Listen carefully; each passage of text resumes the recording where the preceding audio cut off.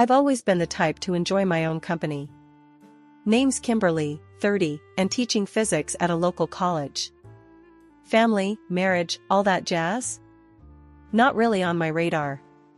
Got this nice little place all to myself, a legacy from my granddad. It's my slice of peace in this loud world. So, there I was, hitting the pavement in the park for my morning run, when this scene unfolds right in front of me. A guy, not watching where he's going, takes a spectacular dive and his phone goes flying. The thing hits the ground and, bam, it's a goner.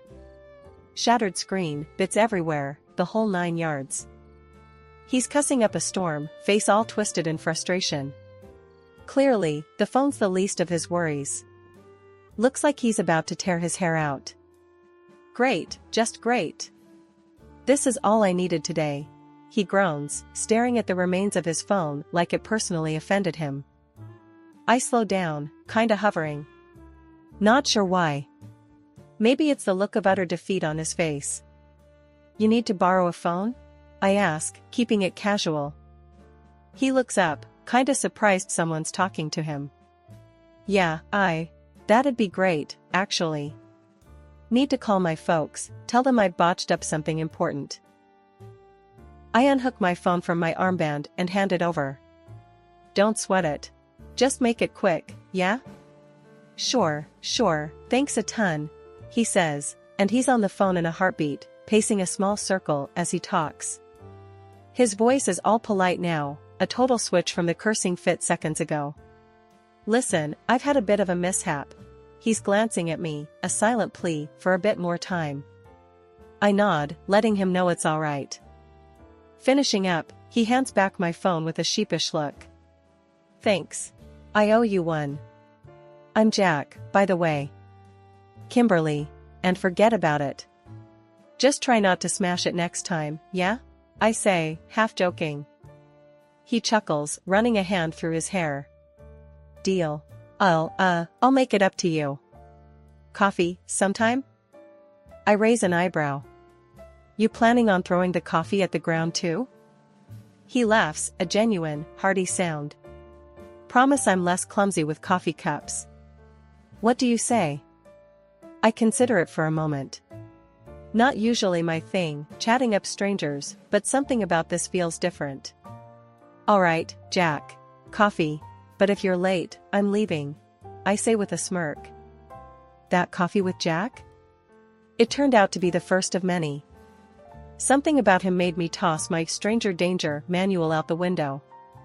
He was easy to talk to, with a laugh that made you want to join in, even if the joke was lame. We found this little hole-in-the-wall cafe, the kind where the coffee's strong enough to put hair on your chest and the owner knows everyone by name. We became regulars, our conversation stretching from physics to philosophy to the downright ridiculous. So, you're telling me, if you could, you'd teach physics to cats? Jack asked me one day, a mischievous twinkle in his eye. I took a sip of my coffee, playing along. Absolutely. Imagine the breakthroughs. Schrodinger's cat would have a whole new meaning. He laughed, shaking his head. You're nuts. You know that, right? Takes one to know one. I shot back, smiling. Things with Jack just clicked. It wasn't long before our coffee dates turned into dinner dates, movie nights, and lazy Sundays spent doing nothing together. It was easy, comfortable, and frighteningly quick. One evening, as we were closing down the cafe with our lingering goodbye, Jack turned serious, something I'd come to learn meant he had something important on his mind. Kimberly, he started, hesitating a bit. I've been thinking. We're great together, aren't we? I nodded, curious about where this was leading. Well, I was wondering. What do you think about making this a forever thing? My heart skipped. Forever thing? You mean, like marriage? Yeah, marriage, he confirmed, his voice firm but his eyes searching mine for any sign of hesitation. I paused, not because I doubted my feelings, but because the gravity of the decision weighed on me.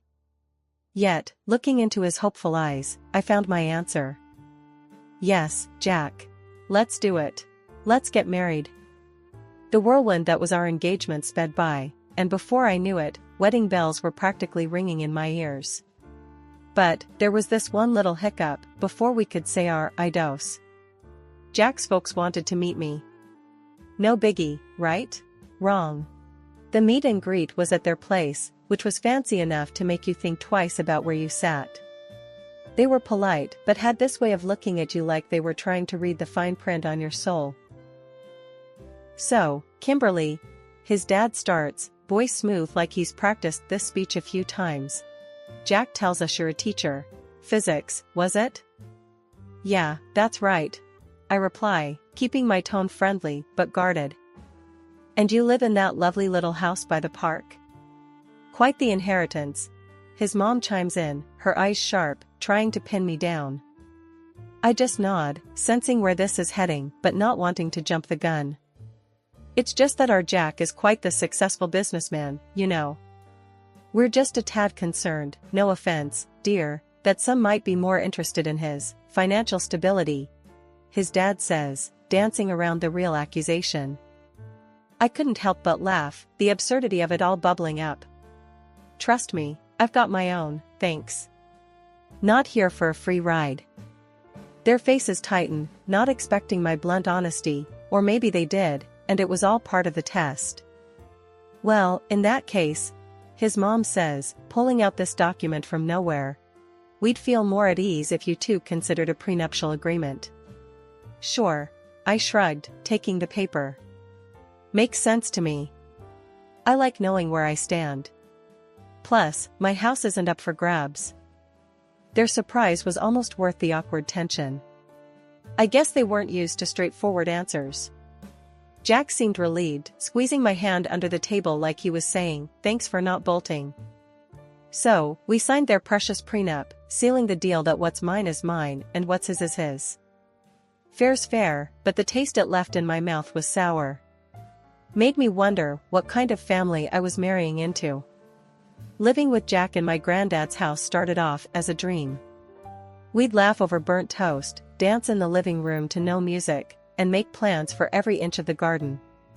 But, like a storm rolling in slow, things got cloudy, then downright stormy. And wouldn't you know it, the storm had a name: Jack's parents. These two could give lessons in arrogance. From day one, it was like I signed up for a third and fourth roommate who had a key but never heard of rent. They'd swan into our place like it was a diner, feet up, waiting for the special of the day. And when they hinted they wanted to go on this fancy cruise but their wallets were too thin, they looked at me like I was the bank. The day I told them no, you'd think I'd declared war. They threw a fit, calling me stingy, saying I hoarded my cash like some dragon sitting on gold. Word gets around, and soon Jack's asking why I'm not more generous with his folks. Generous? Jack, they practically live off us as it is, I snapped back one night, after his parents had left our sofa and our fridge emptier than promises. Their family, Kim. We're supposed to help out, he argued, missing the point by a mile. Helping's one thing. Being taken for a ride's another. Your folks think my money's theirs to spend. That's not happening. Jack went all quiet then, the kind of silence that's louder than shouting. His parents did the same but in their way, by suddenly vanishing. No drop-bys, no calls, nothing. They were offended because I wouldn't fund their holiday spree. Called me greedy behind my back, said I was living too tight, all because I wouldn't open up my granddad's safe to splurge on them. Ah, the safe. That hulking piece of metal was more than a place to stash away a few valuable bits and bobs, it was a slice of history, a connection to my granddad. But to them? Just a vault they hadn't cracked. The calm month without Jack's folks was like the quiet before the storm. It was a Tuesday, the kind of day you don't expect anything out of the ordinary. I was late coming home from work, bogged down with papers and the remnants of a headache that wouldn't quit.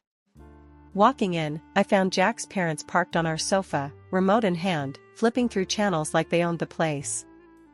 "Evening," I managed, trying to keep the edge out of my voice. "Oh, there she is. We were wondering if you'd join us tonight," his mom said, without looking away from the TV. I glanced at Jack, hoping for some backup, but he was engrossed in something on his laptop. Sighing, I headed to the kitchen, only to find they'd helped themselves to leftovers I was planning to make into dinner. That was it. I was done playing nice.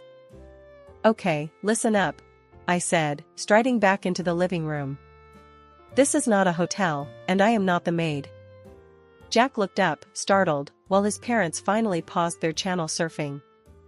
What's gotten into you? His dad asked, frowning. I'm tired, I shot back.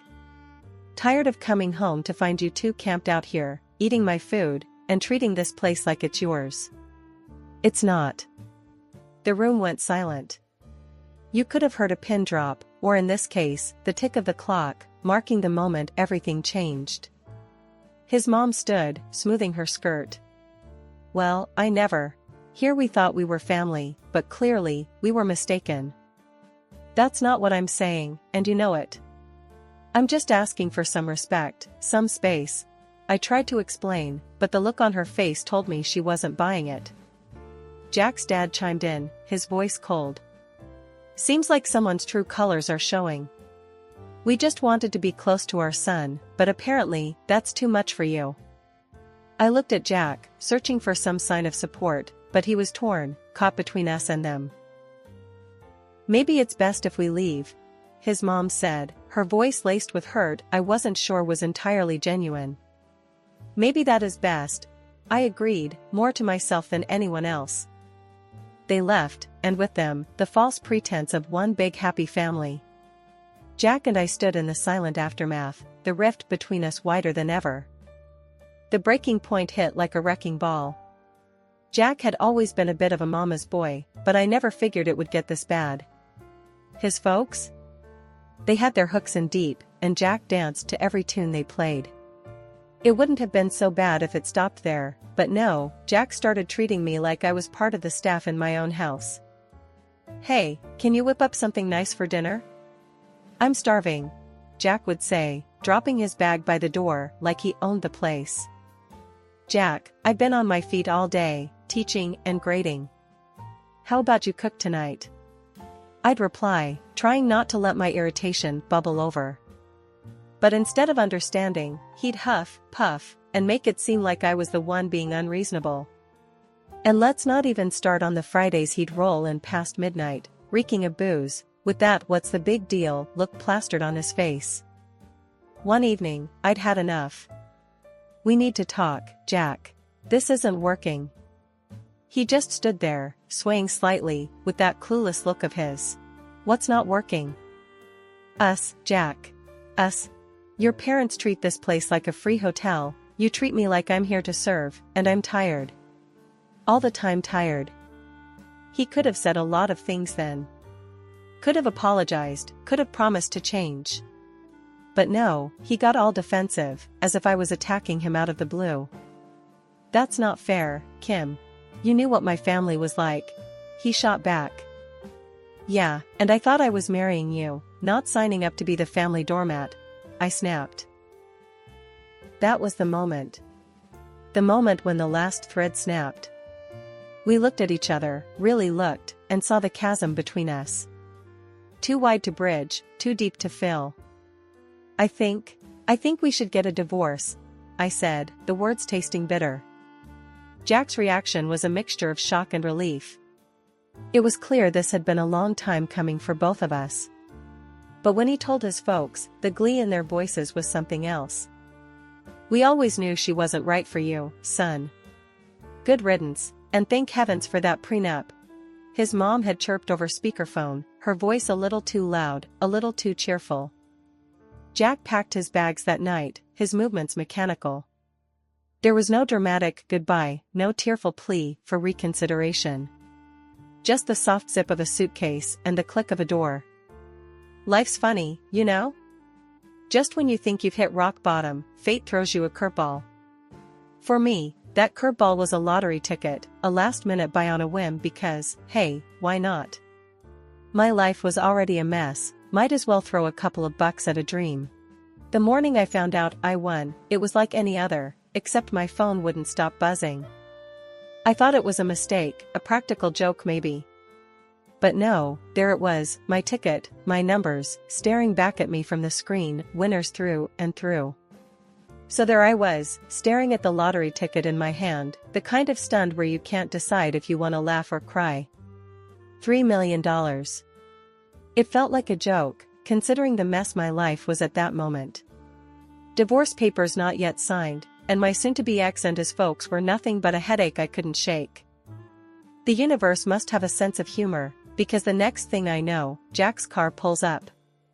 Him and his folks, all smiles and fake warmth, come barging into my place like it's some family reunion. "Kim, darling, we heard the news.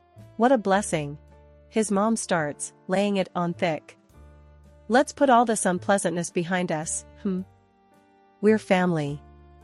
Jack chimes in, all hopeful. "Yeah, babe, think about it. We can start fresh, really make a go of it this time." I couldn't help it, I laughed. Not the happy kind, but the kind that's sharp around the edges. "Start fresh? With what, your folks running the show?" "No thanks. I'm good."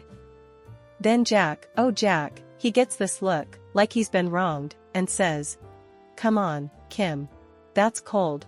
You know I deserve half of that money. It's only fair." "Fair? Let's talk about fair, Jack.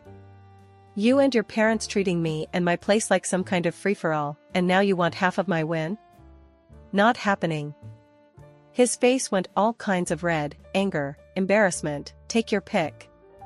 His parents, too, looked like they'd swallowed lemons, all puckered and sour. "According to our prenup, that money is mine. All mine. You got that?" I said, holding his gaze, feeling a kind of power I hadn't felt in a long time. He sputtered, looking to his folks for backup, but I wasn't done. "And just so we're clear, this ticket," I waved it in the air, before sliding it into my safe, "is staying right here, under reliable protection." Their eyes, oh man, their eyes were like cartoon characters, almost popping out of their heads. It would have been funny if it wasn't so pathetic. Jack tried to argue more, but I cut him off. "No, Jack. It's over. This ticket is my ticket out of this mess. Our mess. And you're not getting a dime." They left after that, not much else they could say. The door clicking shut behind them sounded like the end of an era. My era of playing the good wife, the understanding partner. Then I rang up my sister, spilling the beans about my sudden windfall. We spent hours on the phone, dreaming big, trips abroad, fancy cars, you name it. The kind of chat that leaves your cheeks aching from smiling too much. "And guess what?" I added, as our call was winding down. "Jack's already got his eyes on the prize, acting like we're suddenly best buddies again." My sister cackled on the other end. "You'd better hide that ticket somewhere Fort Knox couldn't crack, especially from those vultures." I laughed. "Oh, please, I've got it all under control. It's tucked away nice and safe." Fast forward a week, and I'm jetting off to a teaching conference, my mind a whirlwind of lectures and potential networking. Not once did I suspect what was brewing back home. Coming back to an empty space where my granddad's hefty safe used to sit, you'd think I'd freak out. But no, I just burst out laughing. Knowing Jack and his folks, I had a hunch about who the culprits were. Sure enough, as the sun dipped and the evening rolled in, Jack's frantic voice came blaring through my phone. "Kim, you need to fix this now," he was practically shrieking. "Fix what, Jack? The fact that you and your parents are a bunch of Keystone cops?" I couldn't help the snark. "It's not funny. We're at the police station. They think we tried to steal the lottery ticket." His voice was a mix of panic and disbelief. "The ticket. Oh, that precious piece of paper. Except, the real kicker? The one in the safe was a decoy, a copy I'd made just for kicks. The real deal was with me, secure in my purse." The image of them, huddled around my granddad's old safe, visions of dollar signs in their eyes, only to find a worthless piece of paper, was too good. I howled with laughter, the sound echoing off my empty walls. You mean to tell me you stole my safe for a fake ticket?" I managed between fits of laughter. There was silence, then a muffled curse. You can't do this to us, Kim. It's not right. Right? Jack, the moment you decided to break into my house and steal my stuff, you threw right out the window. Enjoy explaining that to the cops. The call ended with a click, and I spent the rest of the evening laughing, the sound bitter but liberating. Imagining their faces, the moment they realized they'd been played, was a balm to the months of turmoil they'd put me through. The next day, I headed to the police station to give my statement. The look on Jack and his folks' faces when I walked in was priceless. They looked like they'd seen a ghost, a mix of guilt and sheer panic. Kim, thank God you're here. Tell them this is all a misunderstanding, Jack blurted out, his eyes darting around, looking for an ally in me. I just stared at him, letting the silence hang heavy for a moment. A misunderstanding? Is that what we're calling breaking and entering these days? His parents started in on their spiel, tripping over their words, trying to paint themselves as victims of circumstance. It would have been comical if it weren't so pathetic.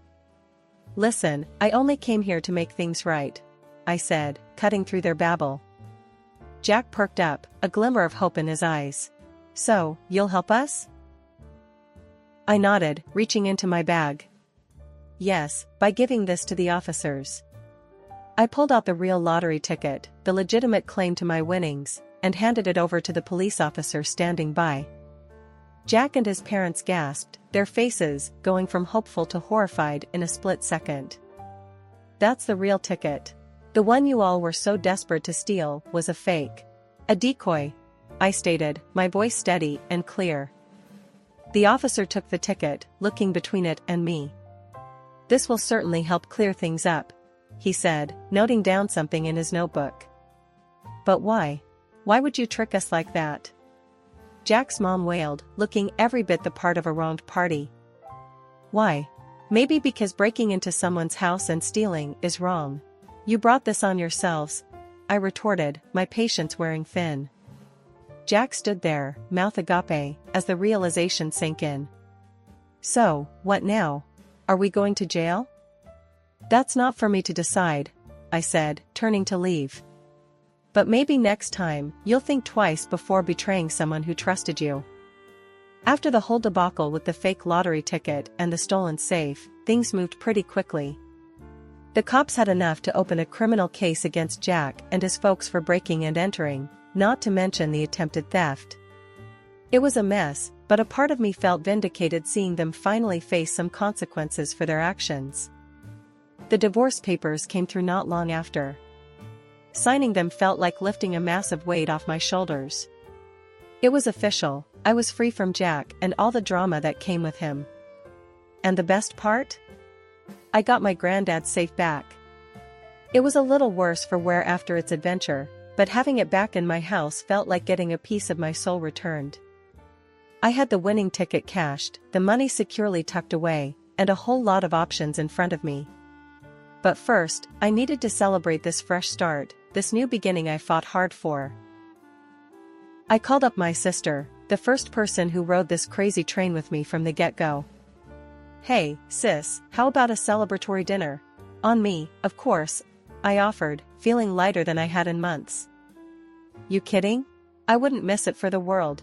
You deserve this, Kim, she replied, her voice bubbling with excitement.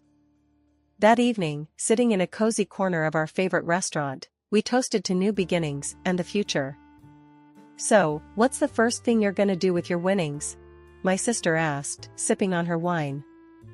I thought about it for a moment. First, a vacation. Somewhere far, with lots of sun and no memories of the past few months. Then, I don't know, maybe start a charity, or invest in something meaningful. Something that makes a difference, you know? She nodded, her eyes sparkling. That sounds just like you, Kim. Always thinking of others. After dinner, walking back to my car, my sister looped her arm through mine. You know, I'm really proud of you, Kim. You handled everything with such grace. I smiled, a genuine smile that reached deep into my soul. Thanks, sis. Couldn't have done it without you.